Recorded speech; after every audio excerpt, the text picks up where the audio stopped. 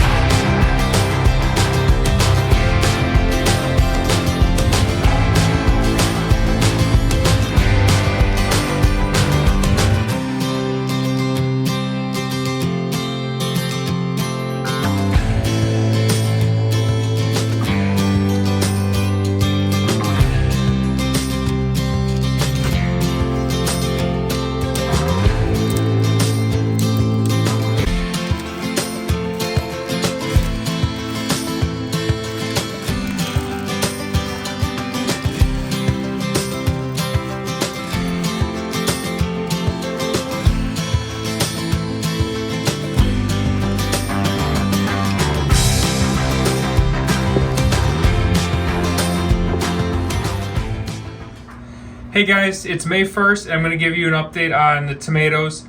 So it's been about 10 days or so since we tried to save these tomatoes. I'm happy to report that all but almost one of them looks like we're going to be able to save. I'll give you a little closer look here in a second, but all of them have sprung new branches. They're all looking really good. I'm not sure if there's going to be an issue with the plant going through the season because they were stunted at first, but I'm happy to report that we did save the majority of these, and we also have another set that we sowed just in case something went wrong. Those have all sprouted and are doing really good. So we'll give you a closer look right now, and you guys can see that all of these right now are looking really good. So as you can see, all of them are starting to sprout new leaves. The little bit of yellow that you see on some of these leaves are those original sets of leaves that you saw in the last video where that was all that had grown. And you could see all the new growth on all of these plants. It's all looking really healthy and green. The only one that seems to have not sprouted is this one right here. So a quick closer look. We'll take this one for example. This one is an Amish paste tomato.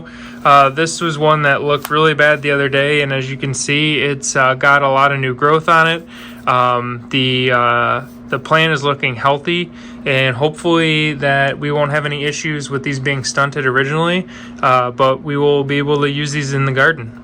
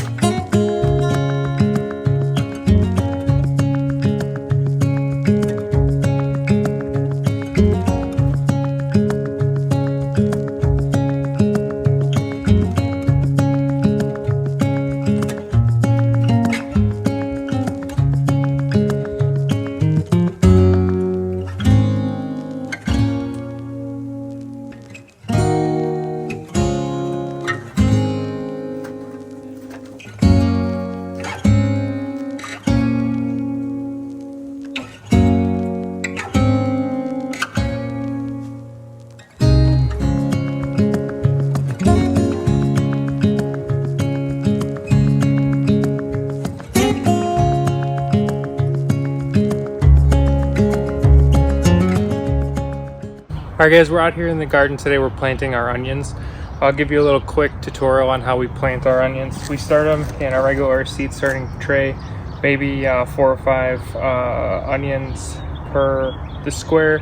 It's okay if they're close together like that. When it comes to planting, what we're going to do is we are going to take them out of the cells, and they'll be in the big brick like this.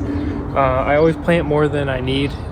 We look for the biggest ones. So I wanted to give you guys a little closer look on how I do this. So we're going to take another one of these onions. As you can see, the roots are nice and healthy.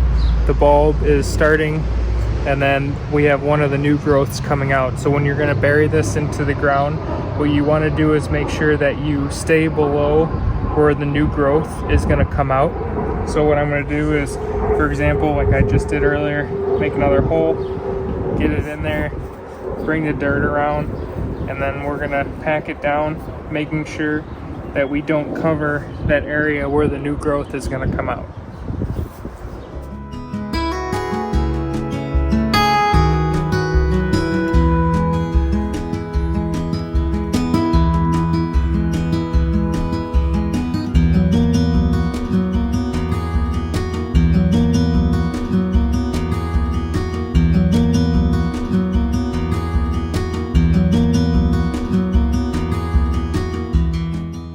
Alright guys, we'd like to thank you for tuning in to another episode here on our channel. We had a very productive month of April. It's now May. Over the next couple of weeks, we're going to be starting to get everything out into the garden. It's that time of year where the garden season is really going to take off. We are past our last frost date now. We still have a bunch more projects we're going to be working on all season long. We have another bed to still add out to the garden. We have an area for asparagus we want to put in. We're also getting a couple trees cut down in the yard this weekend. We have much more to come. If you guys can hit that thumbs up button, give us a like. Also, hit the subscribe button. We'd love to see you guys leave some comments. Let us know what you think. Have any questions for us? We'll answer them, and we'll see you next time.